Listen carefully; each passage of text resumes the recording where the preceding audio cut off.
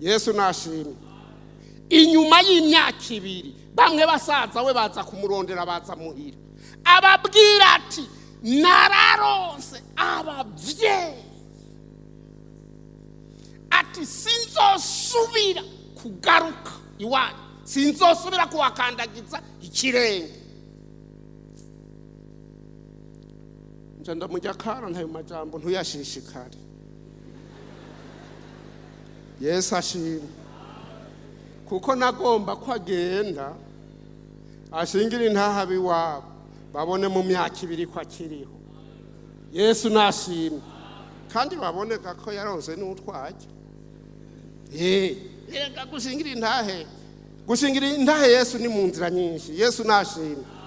Hanyuma rero mugabo ndababaza abahungu nti none ko numvise mwamukubise, mbega mwamukubitiriki? Ngo Imana ivuze ngo utampaye iyo modoka ngo mwijuru ntuzokerayo. Urabyitondera kuyitanga. Hari nahatari Imana ibivuze. Ucugenda uzana n'amadokima n'amasiranse n'ibiki umuhereze ngo hengo Imana iravuze. Numufunga kiwani yumvise ko agomba kugushikira aciye muri mpwemu yera. Kuko abantu barazi ngo abapentekoti ngo baremera ibya mpwemu yera cyane. Ivyo bya mpwemu yera cyane mu kuvyemera urabanza ubisuzume. None ko Imana itakwibaririye ereka. Yesu ashimwe. Yesu nashimwe. Umuntu yambye ati hari iki Imana yarayimbariye ndaho.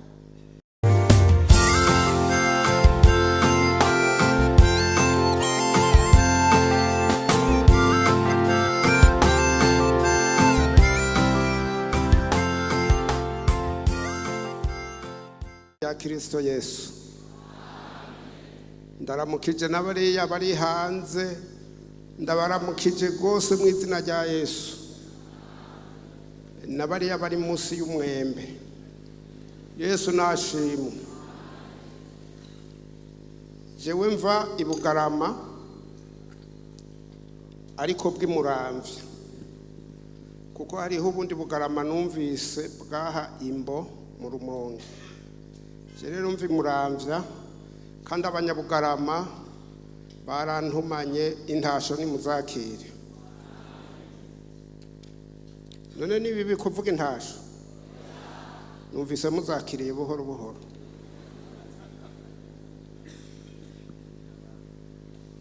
Mugabo ntaco igihambaye nuko mba nazivutse. Erega muri iki gihe murashobora guhura n'umuntu ukamuha bwakeye akaguma yigira. Ivyo navyo ntibigoye kuko hari aho aba yiremererewe n'ibindi bintu. Narahaye bwakeye umuntu hanyuma guma agenda ageze hirya nkahajya ku muryango numva arahindukiye ngo amahoro ngo amahoro. Ndamenya ko yararemerewe n'ibindi. Mugabo turi hano mu ngoro y'Imana hari waririmbye ngo ndaremerewe inzara ubukene nukuyihangana kugeza kuyihereza. Yesu nashimwe. Ngomba rero dusome ijambo ry'Imana muri iki gitabo cy'ubutumwa bwiza bwa Yesu Kristo ko cyanditswe na Matayo igice kigira 3.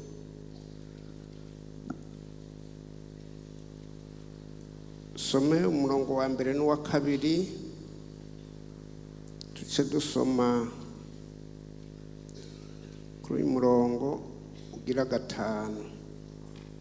Matayo igice kigira 3 dusome umurongo wa 1 n'uwa 2 tuce dusoma ku murongo ugira 5. Yohana umubatizi yigisha abatiza.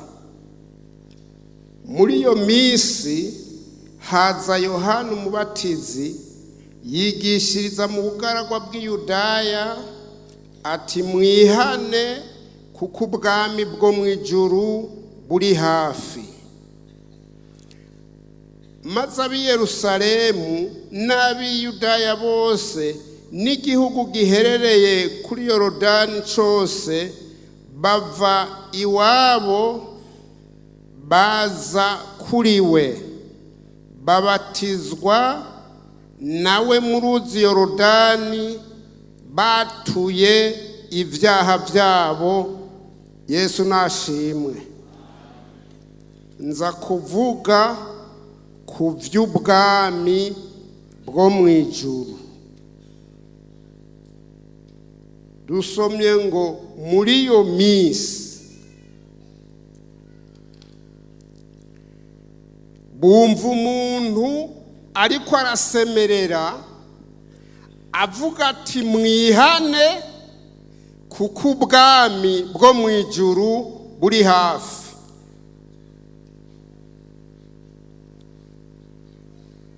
Ari haheze igihe kinini batumva umuntu avuga ibyo kwihana.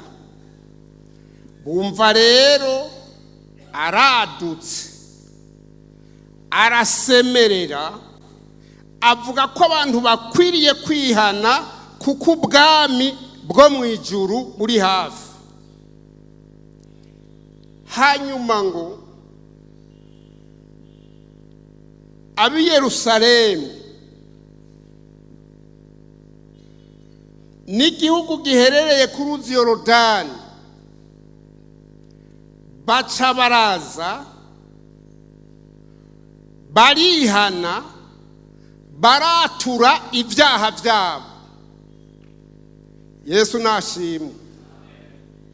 Niyumvira uko twese dukoraniye aha hantu tutari bake, turi benshi. Sinzi ko hari uwo ushobora kubaharura muri uyu mwanya mutoya. Intumbero yacu nukuzoja mu bwami bwo mu ijuru. Yesu ashimwe. Numvise abaririmbyi, mbora numviriza abaririmbyi, numvise abaririmba ngo woba wararuhiye iki ujya munsi utabonye Yesu, woba wararuhiye iki kuririmba wararirimba, woba wararuhiye iki. Sinagombye ko mumfasha kuko bica bizunguruka bikashika kure bikaca bintwara umwanya. Yesu nashimwe. Intumbero yacu nukuzoja mu bwami bwo mu ijuru. Kuja mu bwami bwo mu ijuru rero nukubanza kwihana ibyaha, hanyuma kwatura ibyaha. Umaze kwatura rero bakaca bakwerekeza bati inzira yo kuja mu ijuru icyaha. Yesu nashimwe. Hanyuma kwerekeza umuntu rero yacaca nuguca atangura igice akiga kugira ngo abatirizwe avuke ubwa kabiri, yemeze ko yihanye ibyaha byiwe. Yesu nashimwe. Yesu ashimwe. Yohana amaze kwigisha, hanyuma abantu bakaza bakabatirizwa, abona abasadukayo baraje n'abafarisayo baraje. Abemeye kubatirizwa yaciye babwira ati genda mwami imbuto zikwiranye n'ukwihana. Yesu nashimwe. Yesu ashimwe.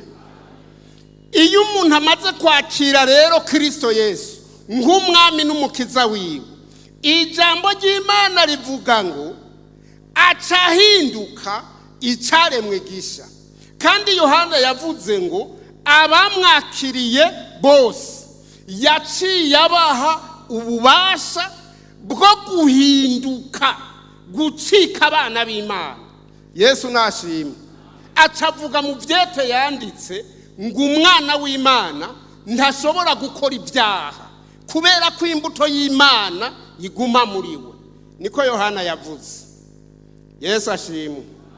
Abandi nabo baca barabihindura ngo kwihana nukwakira Kristo Yesu nukubatirizwa ngo ni misi mikuru. Yesu ashimwe. ego ntawo babuza kugira iminsi mikuru, umuntu yifitiye uburyo yowugira. Mugabo iminsi mikuru kare bagenda n'imiduga,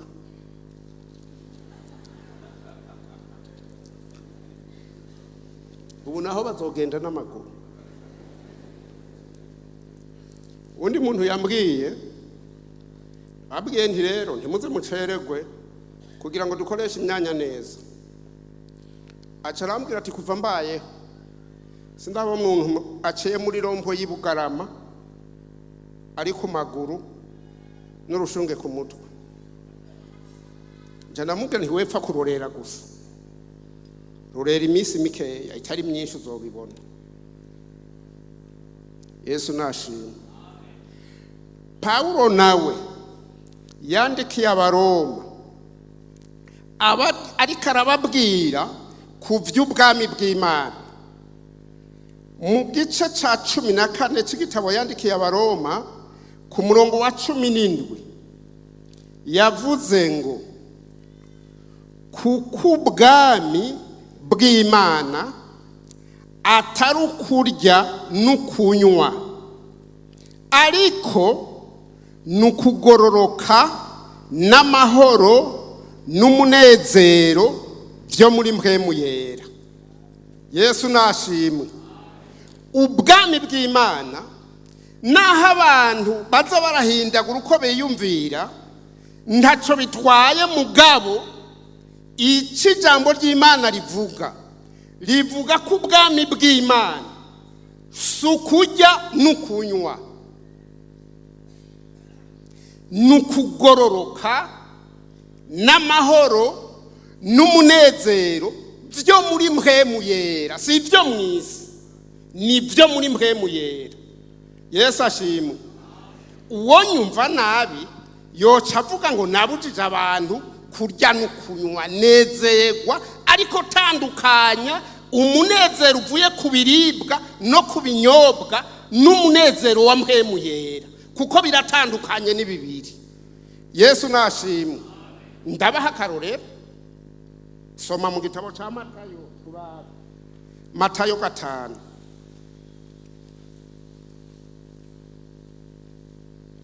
Matayo 5.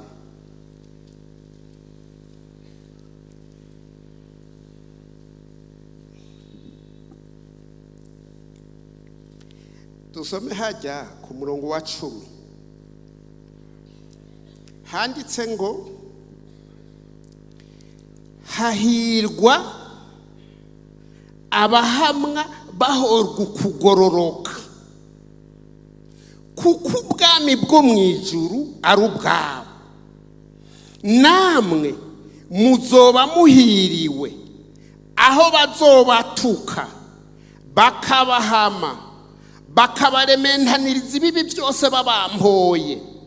Munezerwe muhimbarwe, kuko impera zanyu ari nyinshi mu ijuru, kuko ariko bahama abavugishwa n'Imana ba mbere. Yesu nashimwe.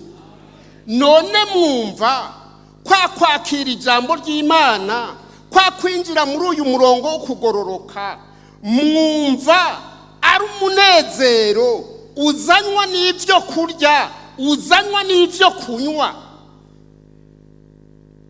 Ijambo ry'Imana riratwereka ko umuntu yakiriye ijambo ry'Imana akinjira muri uyu murwi w'abagororotsi berekeza mu bwami bwo mu ijuru.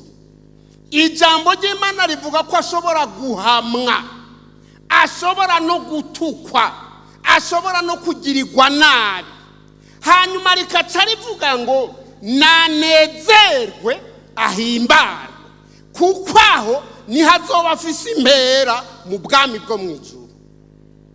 Yesu nashimwe. Hari ikindi, erega arashobora kwangwa na se canke nyina mu gihe badatahura ivyo by'ubwami bw'Imana. Arashobora kwangwa nabo bavukana, kubera kuko yahisemwo inzira yo kugororoka. Nico gituma Yesu yavuze ngo uwukunze se canke nyina canke agakunda umukobwa wiwe canke umuhungu wiwe akaba murutisha ngo ntamukwiye. Yesu ashimwe. Yesu nashimwe. Mu bwami bw'Imana rero hari aho haba amageragezwa, hari aho umuntu yihana akagira amageragezwa. Erega hari umuntu yigeze kwihanira iyo ruguru, yari umwana w'umukobwa, baca baramubwira bati ibyo bintu ugiyemo turavyanse umuryango wose. Yesu ashimwe. Carihorera hageze kuwa gatandatu araja gusenga kwa Mungu arataha. Yesu ashimwe. Yari afise abavyeyi bashaje, baca babwira abana babo b'abahungu bati twebwe ntitwomukonya, turashaje ntahava tuvunagura, mwebwe abahungu turabategetse mumuhe igiti mumwumvishe ivyo bintu kugeza abivuyemo. Umunsi wa mbere baramukubita bati urabihevye, arahora. Ntugomba kubiheba, arahora, agasengera ku mutima. Yesu ashimwe. Kuwa gatandatu hageze ariyoboka aragenda, yarara ku rusengero kuko ntihari hafi, urugendo yagira ntigwari hafi. Kwa Mungu atashe ate wasubiyeyo, arahora. Abona baragiye kuzana aho basize izo kumwumvisha, aca asohoka hanze. Asohotse hanze baramukwirikira, ariruka nabo bamuja inyuma, agera ku mukato w'imbingo nyamukobwa asimbira epfo. Abahungu baca bafatira ifire haruguru y'umukato w'imbingo, birabananira ko bawuzimbira epfo. Yesu ashimwe. Aca aragaruka ku rusengero ati vyanse. Ndamubaza ntivyanse gute? Ati barankubita, ati bariko barambuza kuza, ati mugabo nanje nzopfuma mva. Yesu ashimwe.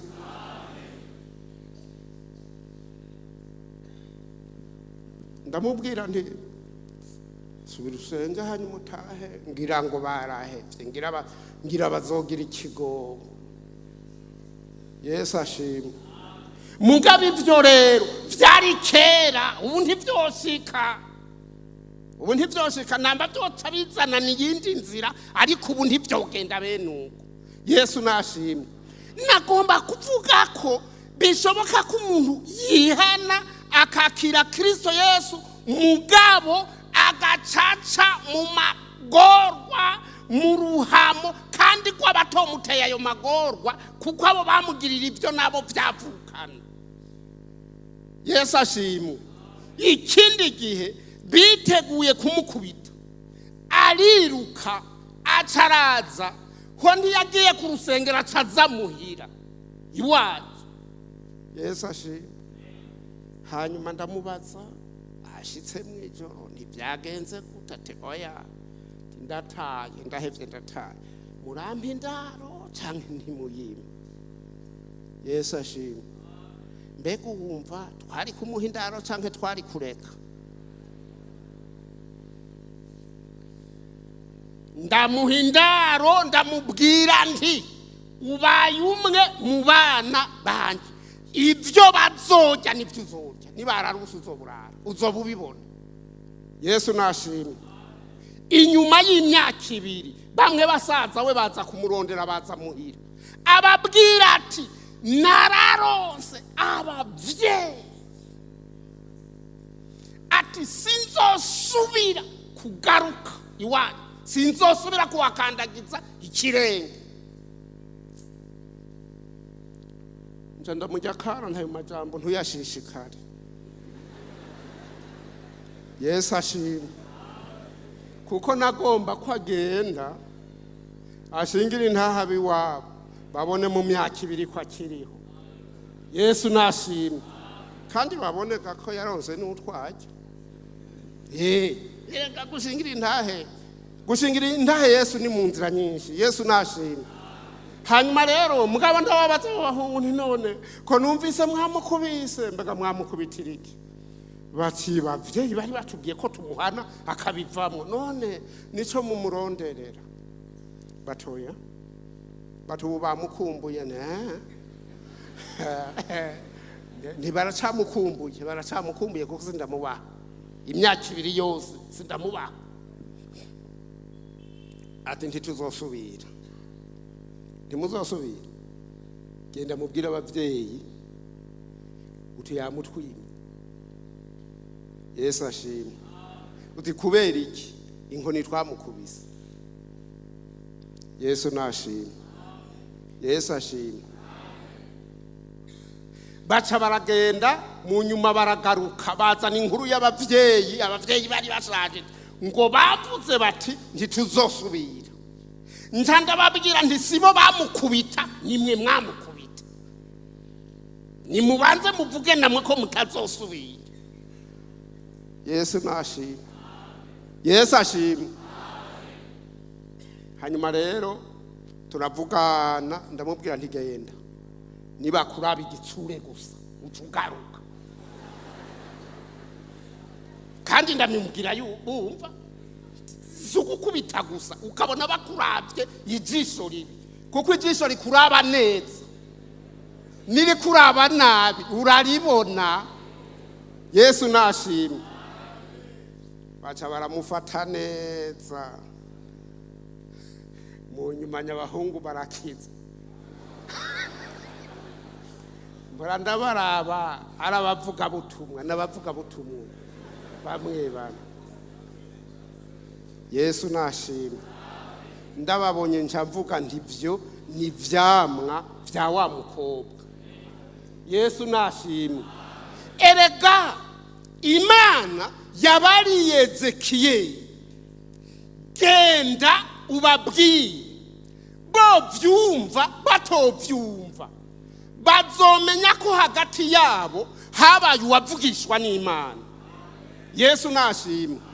None bigenda gute kugira ngo wewe ube warakiriye agakiza hajya mubo mubana bayobegwe ko wakiriye agakiza babiyobegwe? Ubu rero byaracanganye nta tandukaniro rikihari ry'abizera n'abatizera. Usanga ibikorwa bihakwa kuba bimwe. Kandi Paulo yavuze yandikira abikorindi 2:2 ababwira ati ntimuze mwifatanye n'abatizera kuko kugororoka n'ukugabitanya ntibifatana. Umuco n'umwiza ntibifatana. Kristo ntashobora guhuza n'ibigirwamana. Urusengero rw'Imana rwohuruza rute n'ibigirwamana kuko mwebwe muri urusengero rw'Imana nzima nk'uko Imana yavuze. Yesu nashimwe. None umuntu yakiriye Kristo Yesu akaba ari mu rugendo rwo kuja mu ijuru, abo bibana, abo bikorana, abo bigendana bakayoberwa ko bari kumwe n'umukristo, bakayoberwa ko bari kumwe n'umuntu yakiriye Kristo Yesu. Mwumva uwo muntu yakiriye Kristo Yesu mu buryo bumeze gute?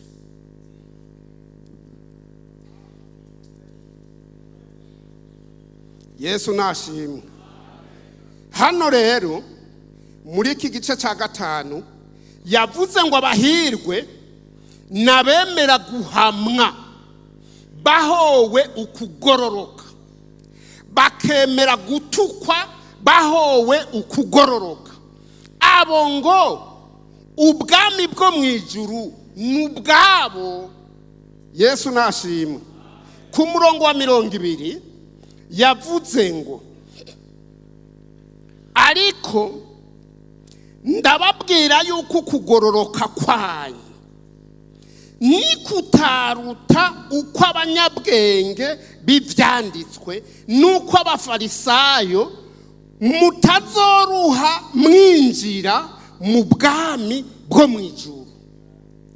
Yesu ashimwe. Burya umuntu yibaza ngo yihanye akigira igice akabatirizwa bagakora iyo minsi mikuru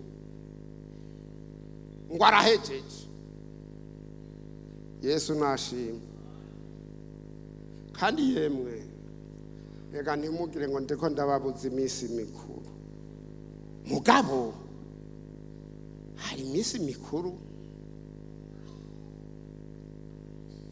idakenewe. None kubatizwa hajya ni umunsi mukuru uhambaye cyane. Yesu nashimwe. Abari mu gice rero nk'ubu baciye bavuga ngo ariko aratubuza kuzogira iminsi mikuru. Yesu ashimwe. Warabonye ingene bagira iminsi mikuru, hanyuma rero imiduga ikagenda yatonze umurongo ngo bibi ari 40 50. None simbona abantu ngaho, singize iminsi mbona abantu ngaho ku mugoroba bagenda n'amaguru. Hari umupaseri ngaho yagorobeje hariya muri ville. Hanyuma ndamubaza nturihe, ati ndiko ndagenda n'amaguru. Kandi afise ibiro byinshi bishika hafi namba bitarenga 100. Simperutse kumubaza. Agenda n'amaguru kuva muri ville kugera ngaha. Yataza n'amaguru hari naho yari kurara. Yesu nashimwe. Yesu ashimwe. Ibintu byama bigenda birahindagurika. Twebwe hari ya ruguru tugenda n'amaguru. Umuntu yabonye ndiko ndagenda n'amaguru, ndiko ndava ahantu ndiko ndaja kububwiriza, hanyuma bama bagira ngo pasiteri acara hagara ngo pasiteri nguri kuragorora imitsi nte.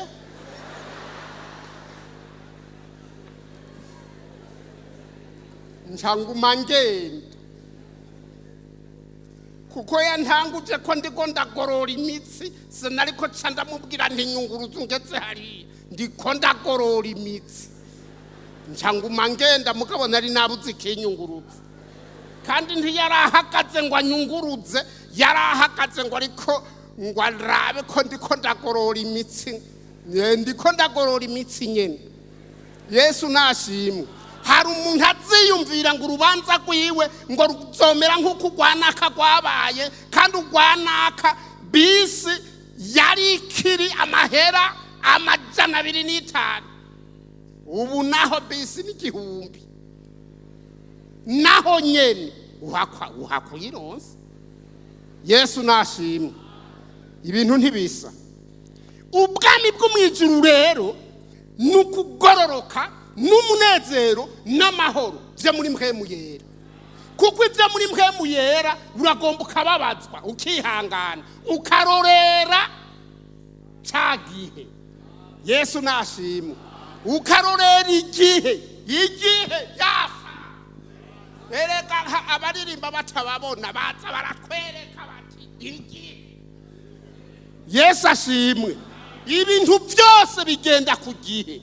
Iby'Imana byo nkukunduko. Yesu nashimwe. Yesu ashimwe. Ubwami bwo mu ijuru rero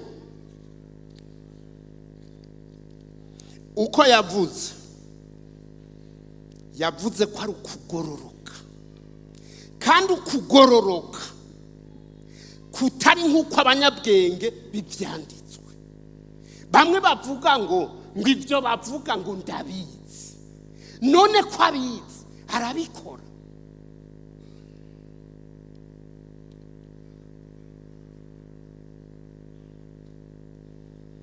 Ngo masubire nsome. hajya muri iki gitabo cya Matayo igice cya 21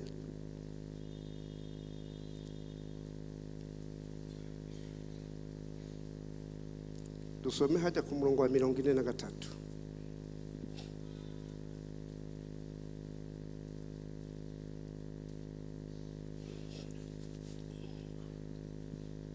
havuga ngo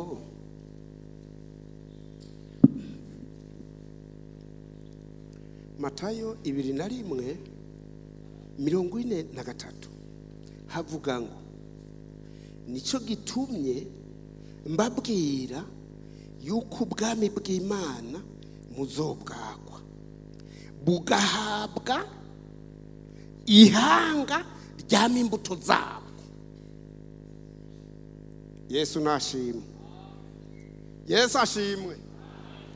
Yohana yabwiye abantu bari bamaze kwakira ijambo ry'Imana no kubatirizwa, arababwira ati genda mwami imbuto zikwiranye n'ukwihana. Yesu nashimwe. Yesu nawe acabwira abantu aterega muzobamenyera. Ntimwahasomye ko mudaheraheje? Kuvyo bama muzobamenyera kuvyo bama. Hano rero arababwira terega nimwizigira gusa ngo muri rubyaro rwa Aburahamu, kuko nivyo batanguza, nivyo babarira Yesu. Yesu yabwiye abayuda bari bamwemeye, arababwira ati murabigishwa banje vy'ukuri kandi ukuri kuzobaha kwidegemvya. Yesu nashimwe. Baca bamubwira ngo twebwe ngo turi uruvyaro rwa Aburahamu, ngo ntitwigeze kujakarira umuntu n'umwe, ngo none ngo uvuga ute ngo tuzohabwa kwidegemvya. Yesu nashimwe. Yesu aca ababwira ati gukora ivyaha wese umuja w'ivyaha, kandi umuja ntiyidegemvya, umuja ntiyamatsindaje. Yesu nashimwe. Hano rero arababwira ati nico gituma mbabwiye ko ubwami bw'Imana muzobwagwa bugahabwa ihanga ryama imbuto zabo. Yesu nashimwe.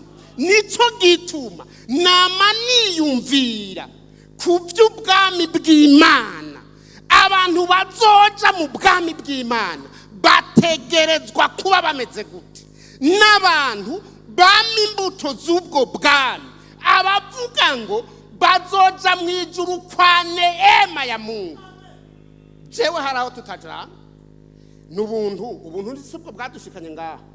Ubuntu sibwo bwatumye twizera, si ibikorwa byiza twari twarakoze, mugabo twarizeye kubw'ubuntu bw'Imana. Hanyuma rero tumaze gushika muri ubwo buntu bw'Imana, hari ibyo dutegerezwa gukora. Kwama imbuto erega si ngombwa ngo abantu nguhagarare hajye wabwire ngo jewe ngo ndi umuntu w'Imana. Umuntu w'Imana ameze gute? Yesu ashimwe. Yesu nashimwe. Nagira ngo ndakubaza, mbega ikizokwereka umuntu w'Imana ni Bibiliya? Kubera iki kandi Bibiliya ariyo dusoma mu jambo ry'Imana? Hari impamvu.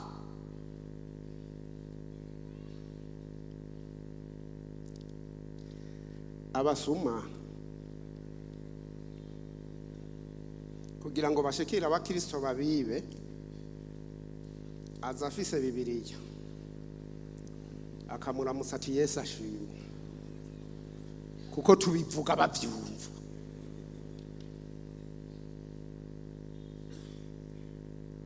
Nawe niwajana ibishobisho uti amen.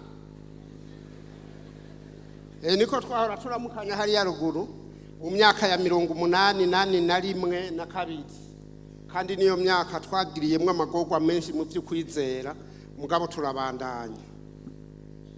Twaramukanya ngo Yesu ashimwe, uwundi nawe ati amen. Baca baravyumva. na babandi duhuye ngo Yesu ashimwe nganca nitegereza Yesu ashimwe.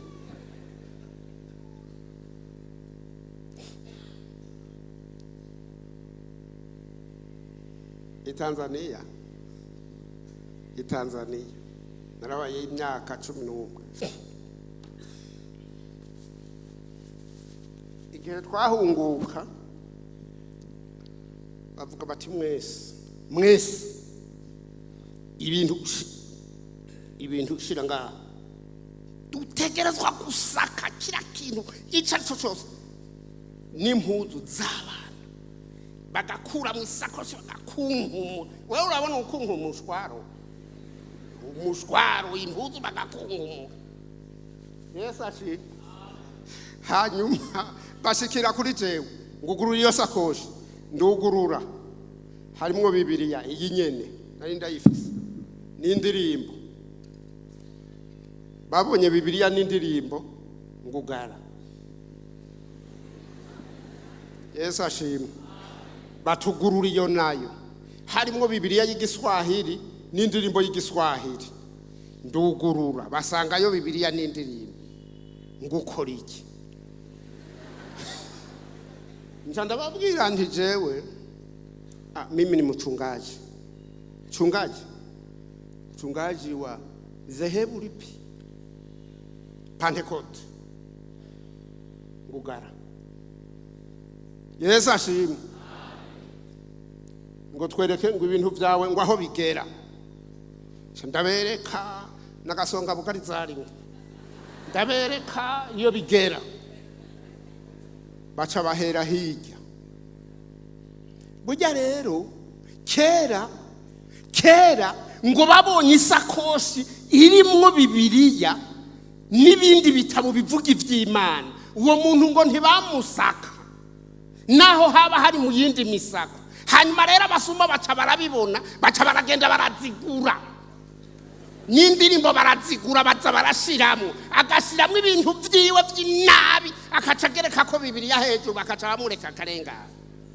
Barahava barabigundura barabimenya. Reka bazogerageza kutwishushanya. Yesu ashimwe. Vyukuja mwijuru rero birarenga ivyo babona. Ibi babona si Bibiliya yokwereka ko ubonye umuntu w'Imana. Uravyitondera ahubwo ubonye Bibiliya. Kuko 89 narabonye umugore ahetse umwana w'umufunga kiwani yansanze busekera ndumuvuga butumwa 89 avuga ibintu numva ko ari ko arabesha.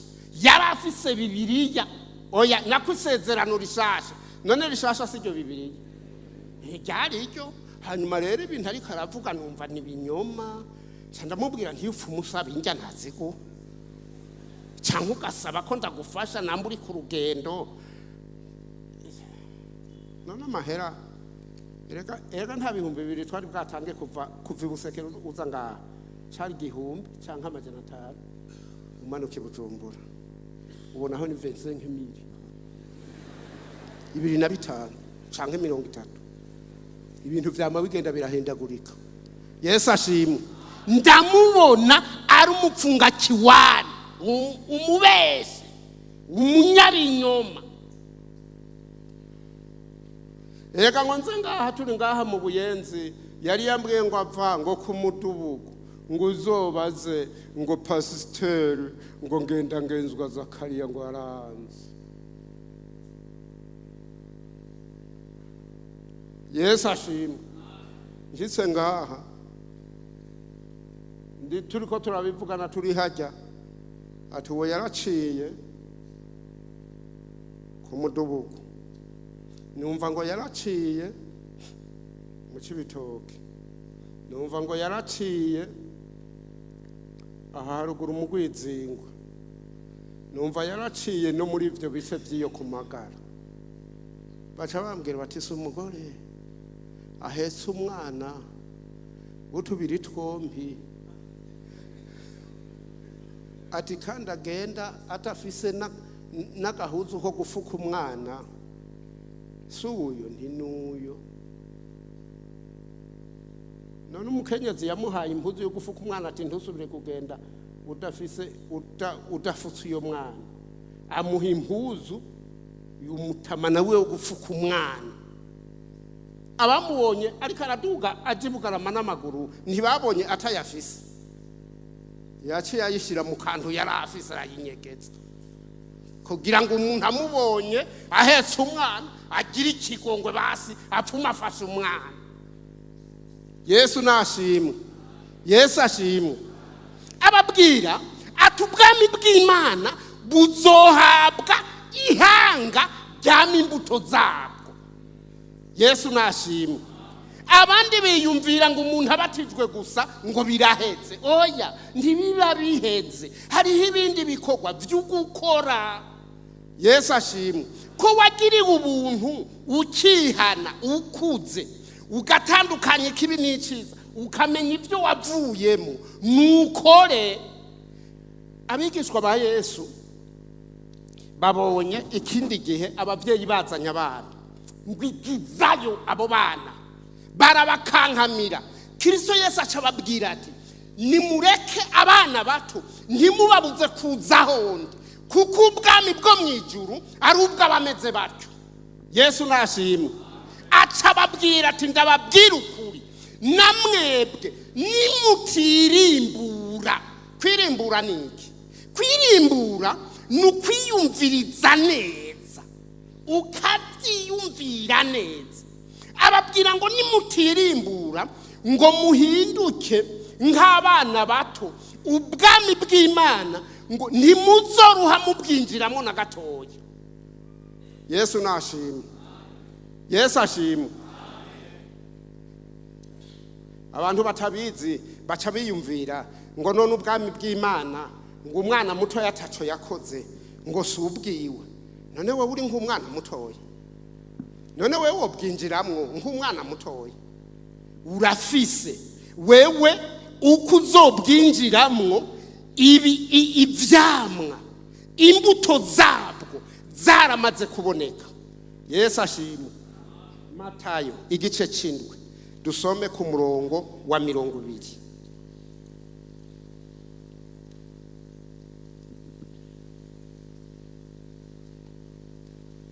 Igice c'indwi ku murongo wa 20. Ayo majambo namanda yiyumvirako, kandi kuyiyumvirako kuca kuntera kwiyumvira no kwibaza no kwitunganya neza. Hano yavuze ngo umuntu 21 umuntu wese amvumereza ati mwami mwami si wazokwinjira mu bwami bwo mwijuru atari ukora ibyo data wo mwijuru agomba. Benshi bazombwira kuri wa munsi ngo mwami mwami ntitwavugishwa n'Imana mu izina ryawe, ntitwasenda abadayimoni mu izina ryawe, ntitwakora ibitangaza mu izina ryawe. Niho nzobajinjiburira ndi ndaho nigeze mbamenya mviraho mwabakora ibiziramwe. Yesu adufashe.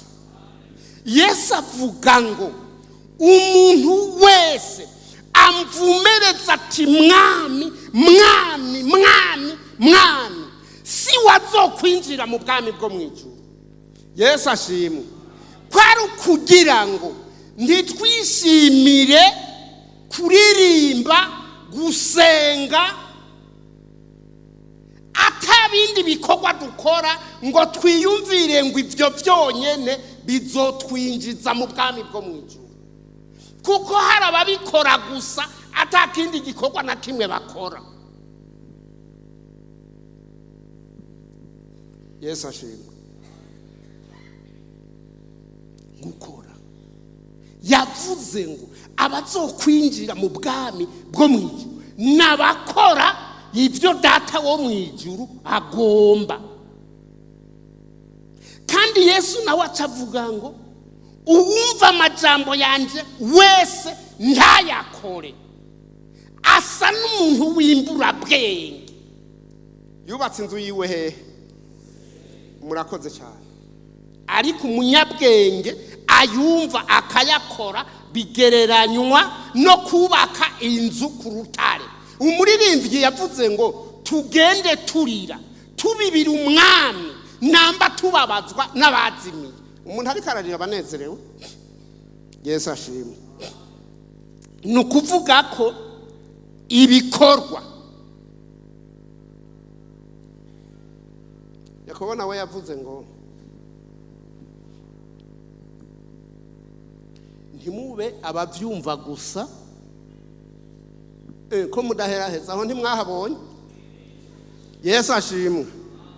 Mwebwe hajya hanze muranyumva, ndazi muranyumva neza. Naragiye hanze numva uwigisha ariko arigisha, nca numva izi mikoro zirashikana ahantu hirya abantu baravyumva neza. Yesu nashimwe. Yavuze ngo ntimuba bavyumva gusa mwibesha ariko mubikore. Yesu nashimwe. Kumva rero nugukora. Nagira ngo rero muri uku guheza umuntu wese yiyumvira ko yavuze ngo benshi. Erega jewe muranje ahantu nkiyumvira iyo avuga bakeye byobaye na mitende. Yesu nashimwe. Iyo avuga ati bakeya bazombwira kuri wa munsi, none yavuze ngo benshi bazombwira kuri wa munsi. Ntitwavugishwa n'Imana mu izina ryawe. Yesu ashimwe. Yesu nashimwe. Urazuraraba neza abavugishwa. Imana ivuze ntuzoshikayo. Niko Imana ivuze. Usanga wumvira ijwi ry'Imana ngumve ngo Imana ivuze ngo nutampari rya kinga ngo ntuzogenda ugiye mu ijuru. Jana ngo ni Imana ibivuze. Navuze ikinga. Kandi ngo hari n'abantu bahora basaba imodoka ngo Imana ivuze ngo utampaye iyo modoka ngo mu ijuru ntuzogerayo. Urabyitondera kuyitanga. Hari n'ahatari Imana ibivuze. Ucugenda uzana n'amadokima n'amasiranse n'ibiki umuhereze ngo hengo Imana iravuze. Numufunga kiwani yumvise ko agomba kugushikira aciye muri mpwemu yera. Kuko abantu barazi ngo abapentekote ngo baremera ibya mpwemu yera cyane. Ibyo bya mpwemu yera cyane mu kubyemera urabanza ubisuzume. None ko Imana yitakwibaririye. Ereka Yesu ashimwe. Yesu nashimwe. Umuntu yambwiye ati hari icyo Imana yarayimbariye ndaho.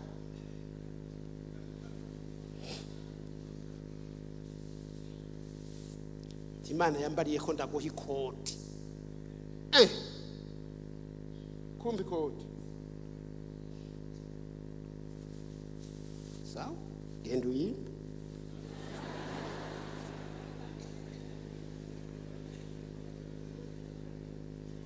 Mugabe y'Imana imubwira ko ari je ndayimuha. Byaramugora. Muraza murasuzuma izo mpwemu ntupfe kujyana nabyo.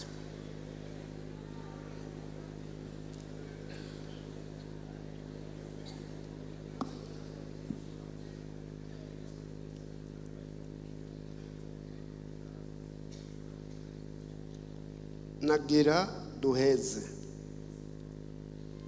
Ni byinshi ntawo bimara.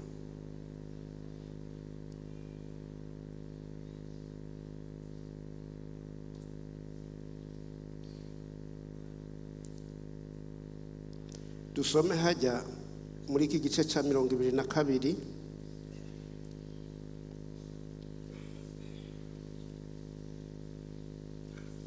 muri iki gitabo cya Matayo.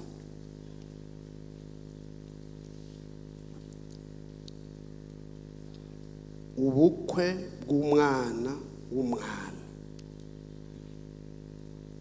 Yesu yongera kuvuganira nabo mu migani ati ubwami bwo mu ijuru gusa n'umwami atahisha ubukwe bw'umwana wiwe arongora, atuma abagendanyi biwe ngo bahamagare abatorewe gutaha ubukwe banka kuza. Yongera gutuma abandi bagendanyi ati nimubwire abatowe mutiraba amazimano yiwe yayiteguye, n'amapfizi n'amagumba vyiwe vyabazwe, kandi vyose biriteguwe, nimuze mutahe ubukwe. Ariko barirengagiza, barigira, umwe aca mw'itongo ryiwe, uwundi mu bidandazwa vyiwe. Ku murongo w'8 havuga ngo maze abwira abagendanyi biwe ati ubukwe buriteguwe, ariko ababutorewe ntibari babukwiye. Nuko nimugende mu mayira abiri, abo muri buboneyo bose mubahamagare baze babutahe. Abo bagendanyi baragenda baja mu nzira, bakoranya abo babonye bose, ababi n'abeza. Mu bukwe huzura ababutorewe. Umwami yinjiye kuraba abatowe, abonamwo umuntu atambaye impuzu y'ubukwe. Aramubaza ati mugenzi wanje, winjiye ute hano utambaye impuzu y'ubukwe? Arajoregwa. Maze umwami abwira abakozi biwe ati nimumubohe amaboko n'amaguru, mumute hanze mu mwiza, niho hazoba amarira n'ukuryanya insya z'amenyo. Kuko abatowe ari benshi, ariko abatoranijwe bakaba bake. Yesu nashimwe. Yesu ashimwe. Hano yavuze ngo ubwami bwo mu ijuru bugereranywa n'umwami atahisha ubukwe bw'umwana wiwe arongora. Burya mu bukwe hagira abatumire bakabaha amakaratasi y'ubutumire yitwa invitation. Yesu ashimwe. Umuntu akacamenya ati naratumiwe mu bukwe bwa naka.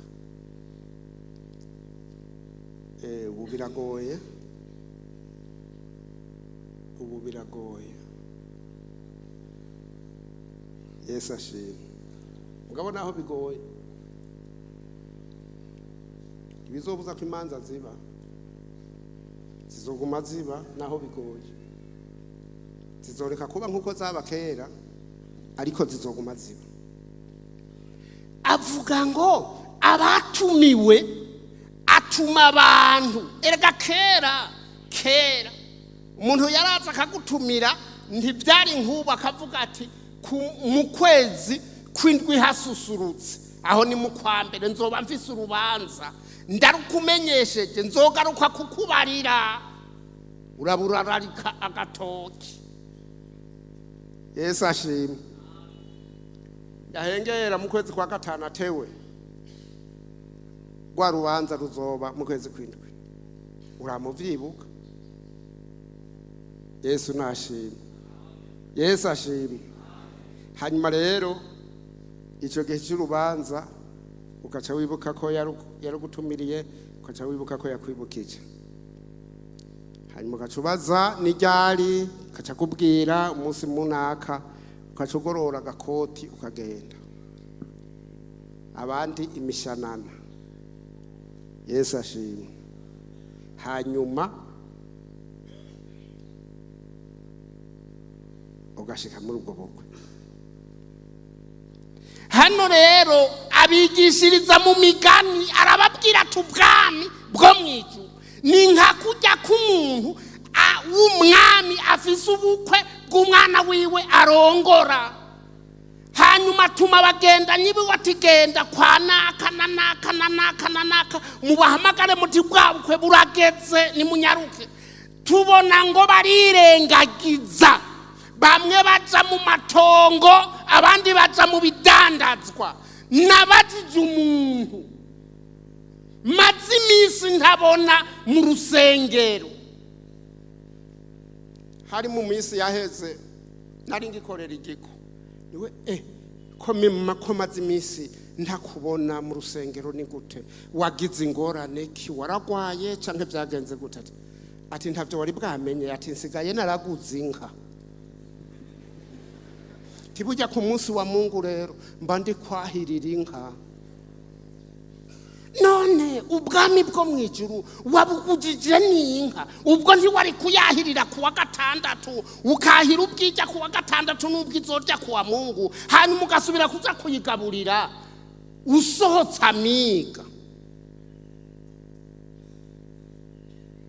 Abandi bakazinduka kudandaza kuwa Mungu, bakirirwa baradandaza. Yesu nashimwe. Yesu ashimwe. Ngira mpeze ngira ngo mwumvise nagize.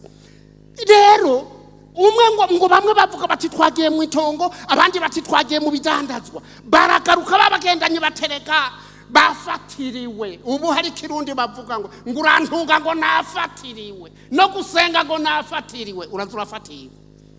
Nagira ndakwibutse ubwami bwo mwijuru hari imbuto zabwo zitegerezwa kuboneka. Yesu nashimwe. Yesu ashimwe. Hanyuma acabwira babagendanya ati genda muce muhamagara uwari we wese, muhamagare uwari we wese aze. Baca baragenda ngo bakoranya abo babonye bose, nabwo ubukwe wuguruye ngo ukoranije abari bo bose baze, abatari baratumiwe ucuronka abantu benshi cyane. Yesu nashimwe. Yesu ashimwe. Hanyuma aca baragenda barazana ngo haca harazamo n'ibimuga n'abacumbagira n'abantu bose. Imbere yuko amazimano rero atangura, nyene urugaraza aragendura aritegereza abahamagawe, ariko ngo acabonamwo umuntu ngo atambaye impuzu y'ubukwe. Ngira ngo baca bakambikwa bati wewe rero muri ubu bukwe genda uko. Erega Yesu ashimwe. Burya umuntu arafise uko yinjira mu ishengero.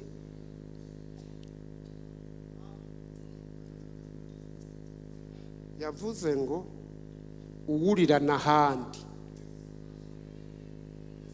abari gisuma n'umwambuzi. Mu ishengero umuntu arafise uko yinjiye mu ishengero. Mu ishengero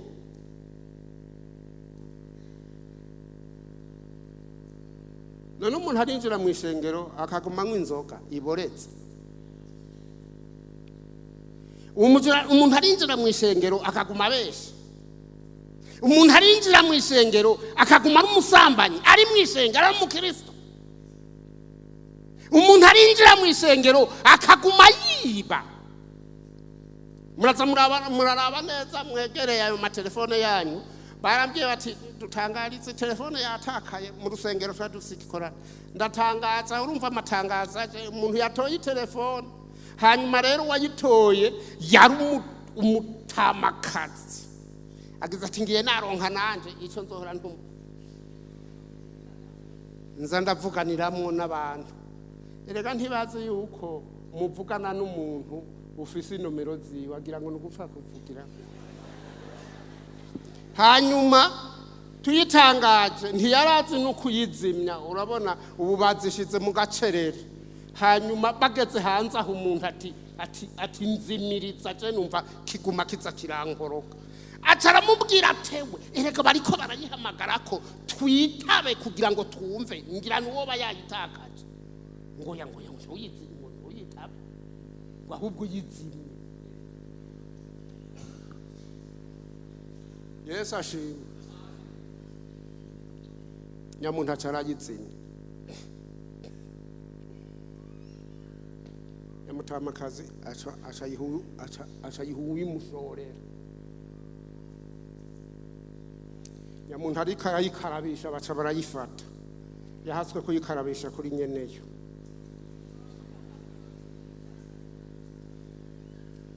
erega abantu binjiye kwinshi mu ishengero ngiye kuvyumva numva ngo yari umukristo mu ishengero yewe abakristo dufise ni bene abo Yesu nashimwe hariho abameze benuko hariho abantu baza mu makoraniro bakinjira ariko umuntu atazi ingene baje akarorero muri bamwe bari babambanywe na Yesu umwe aramutuka uwundi aramubwira ati twe turishuye ibyo twakoze none ubu yakoze iki ubu kwatani cyaha na kimwe yakoze acaravuga ati Yesu uranyibuka aho uzozira mu bwami bwawe noneho ku musaraba yari yabwiwe nande ko Yesu hari azohavaza mu bwami bwiwe ko yari gisuma ntiyahora aza kwiba mu ikoraniro Yesu nashimwe kuko Yesu yari yabwiye abigishwa biwe ati ndagiye nzogaruka kubajana iwanje ngwahondi namwe abariho muba Yesu ashimwe umusuma nawe arabyumva ko azogaruka atavugira ku musaraba ati jewe uranyibuka aho uzozira mu bwami bwawe Yesu acaramubwira ati uyu munsi kuko yari yihanye uyu munsi urabana nanje muri paradiso Yesu nashimwe kuja mu bwami bw'Imana rero hariho kwama imbuto Yohana yavuze ati mwame imbuto zikwiranye n'ukwihana tugomba gusenga Imana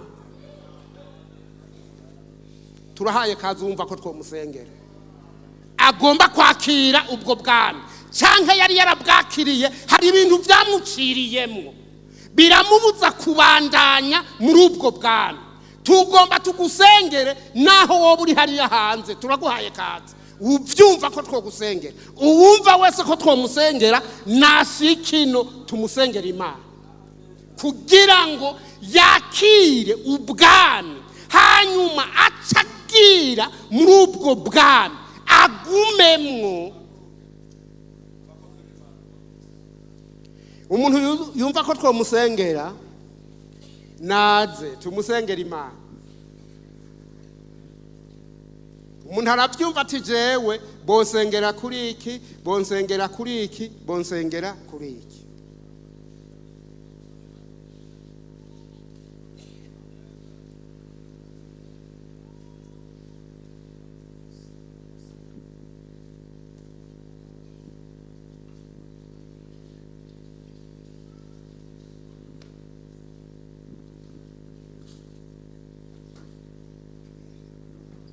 Masabe umuvyeyi wacu hano abasengera Imana ariko mushishikare kuza kugira ngo mwegere mupfukame muce bugufi kugira ngo mugirirwe imbabazi umwe wese uko yumva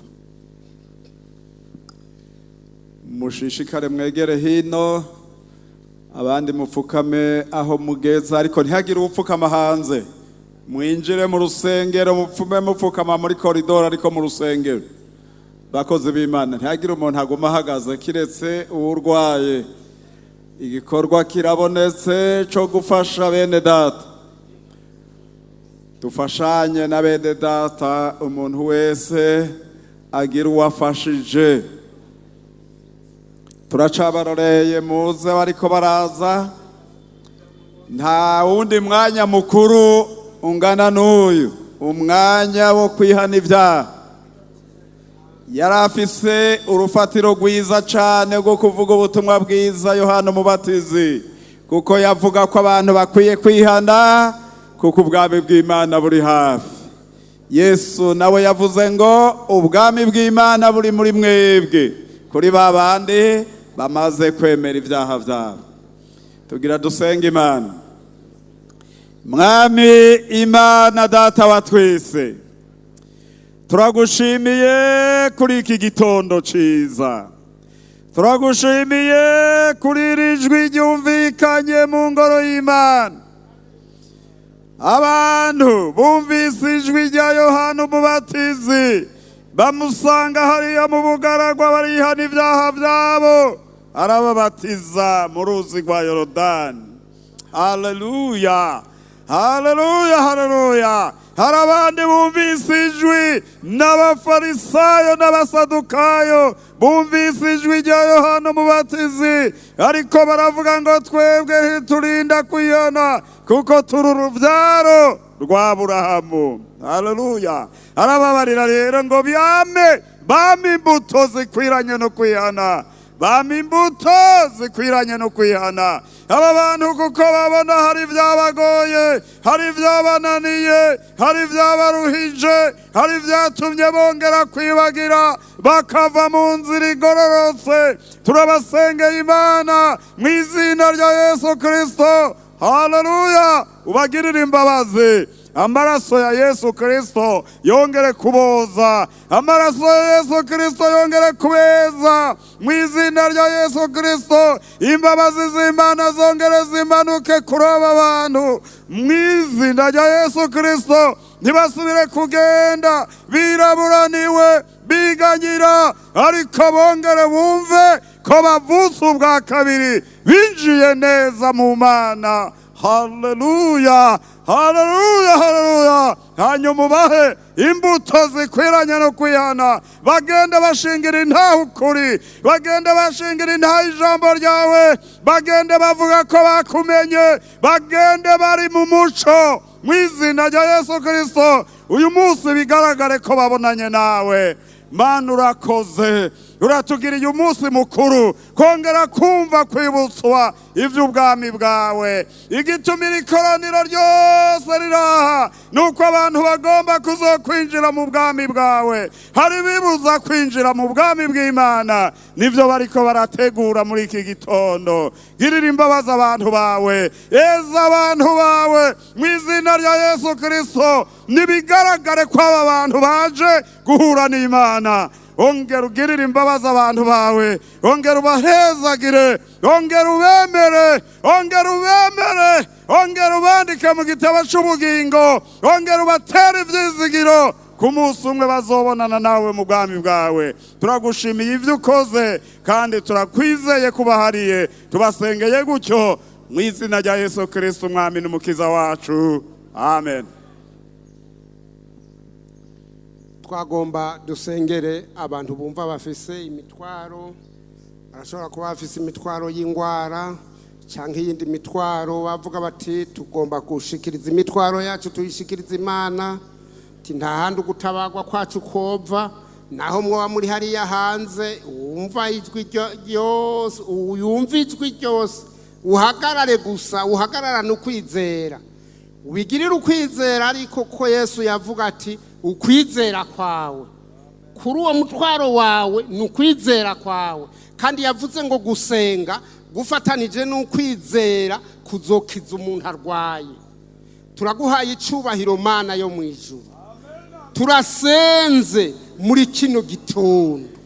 Abantu bamaze kwakira ijambo ryawe baca bakira ingwara z'uburyo bwose, iyindi mitwaro yose turabasengeye. aba abantu benshi barahagaze, kandi urabona igituma umwe wese ahagaze. Turasenze Mana yo mu ijuru, abarwaye ngo bakize, abarwaye uvuga ijambo kuri aba bantu kugira ngo bakire. Turasenze Mana yo mu ijuru ngo abafise iyindi mitwaro yose bagushikirije, Mana uri mu ijuru wumve witegereze mana yo mu ijuru ukwizera kwabo. Turasenze ngo babere inyishu kuri uyu mutaga, turasenze ngo wiyerekane nk'Imana, turasenze mana yo mu ijuru ngo ubakorere igitangaza, abarwaye mwami ubakize, nabo baze bagushime, baze baguhesha icyubahiro. Abandi bafise iyindi mitwaro yose turabasabiye gutabarwa kuri iyo mitwaro yabo kugira ngo babere inyishu. Urakoze kuvyumvise kandi kubikora, tubisenze mu izina rya Kristo Yesu umwami wacu, amen. Mukomeze kugira ukwizera.